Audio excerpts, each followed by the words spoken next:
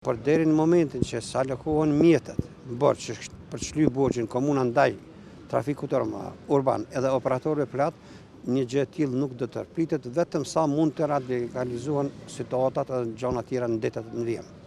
Ne po presim, sipas informatave jo zyrtare, që i kanë shpallë nëpërmjet dhe që i kemi marrë edhe na ashtu sikur ju, që ministria i ka alokuar parat komunës. Komuna tash i doli sapo doli me një njoftim që parat nuk kanë ardhur. Neve jemi met andej këtej, top i vërtet i ping-ponget që po na nxjerrin.